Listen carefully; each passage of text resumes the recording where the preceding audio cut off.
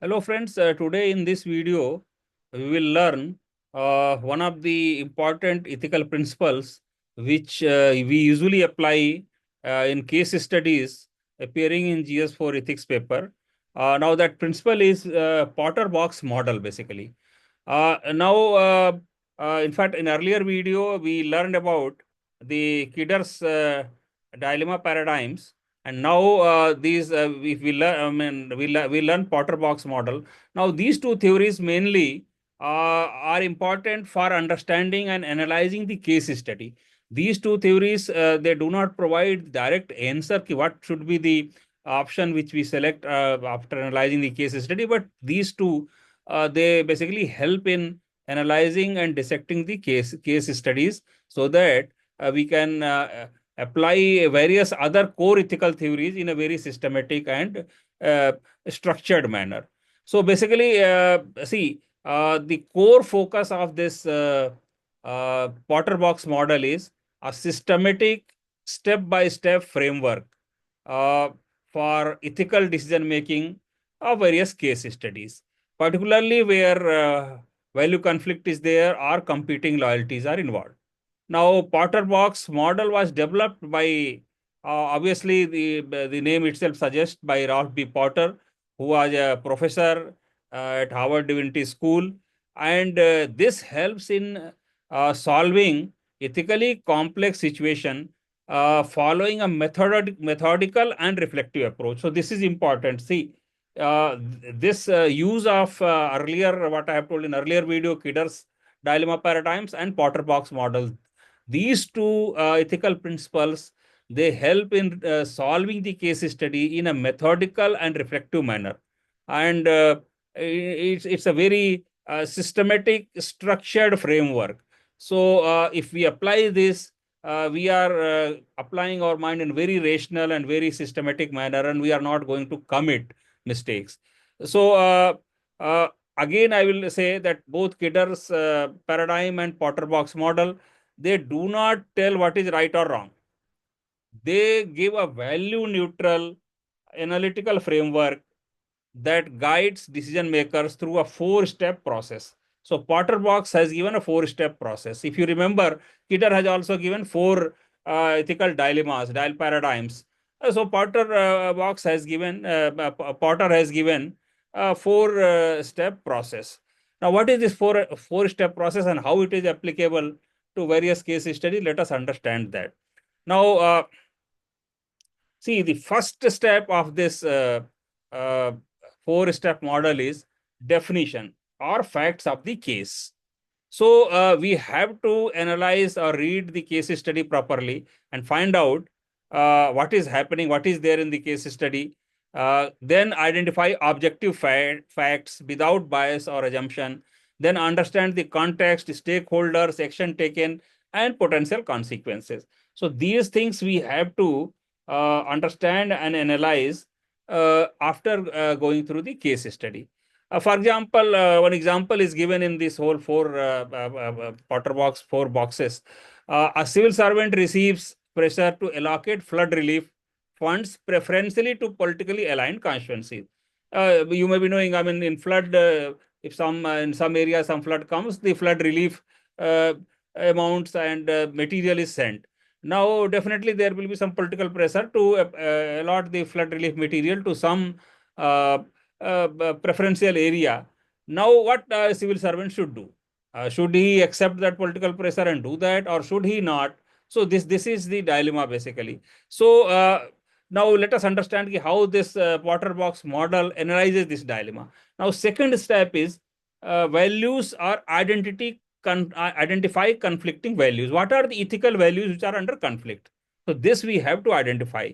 So, for example, values may include honesty, fairness, efficiency, loyalty, compassion, justice, integrity, etc.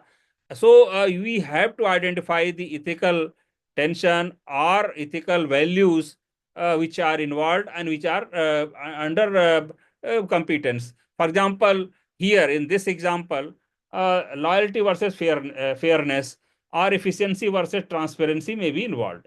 So in this example, which earlier example which we have given, this example, this will continue for all the four.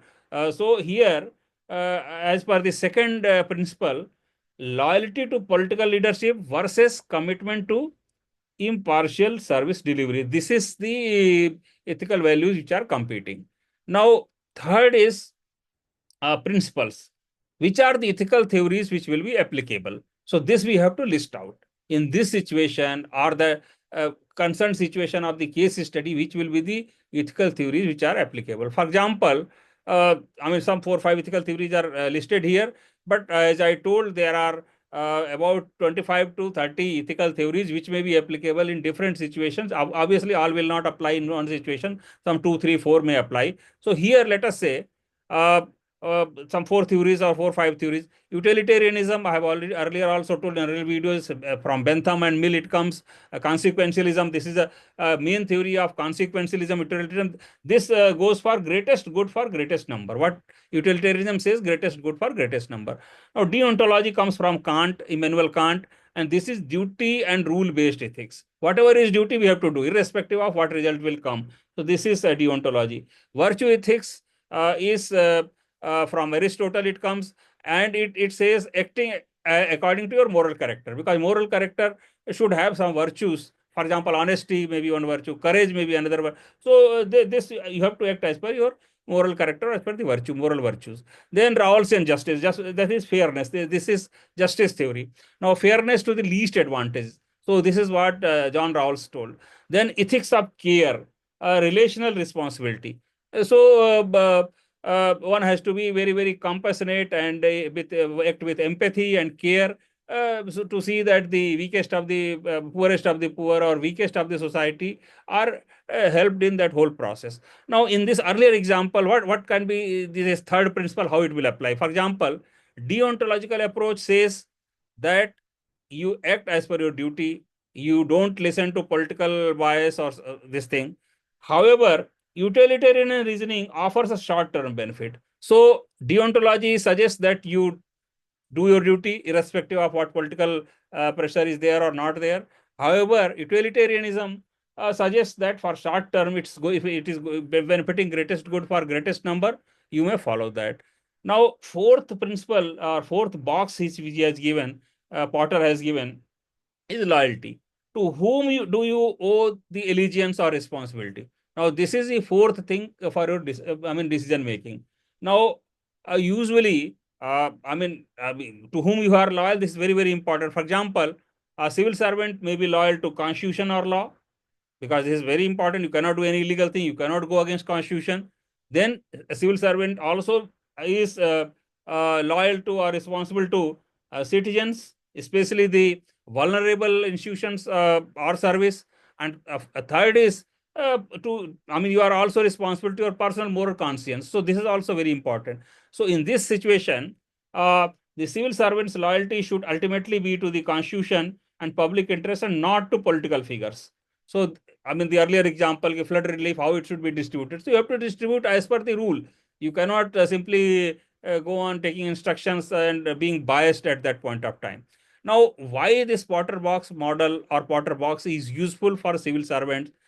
This ensures structured thinking. This ensures transparency. This ensures balance of duty. This is adaptable.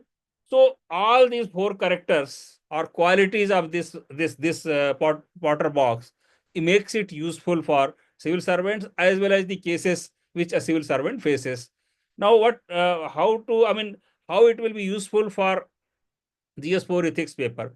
See, this is a very, very powerful ethical reasoning tool.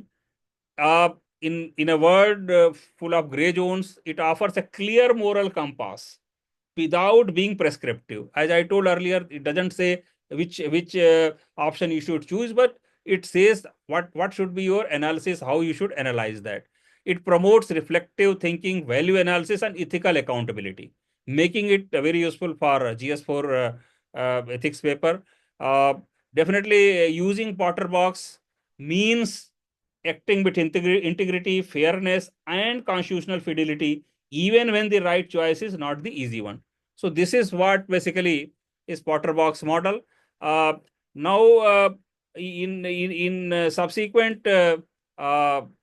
theories, what I will do is I will in subsequent videos I will be coming up with other roughly about 25 other theory, 27 other theories are there, which I have already listed in one of my videos. So one by one, definitely I will be explaining along with examples how it is useful for the GS4 ethics paper and particularly case studies. I once again repeat, these theories, these ethical principles you can also mention for your theoretical paper or theoretical questions of part A wherever required.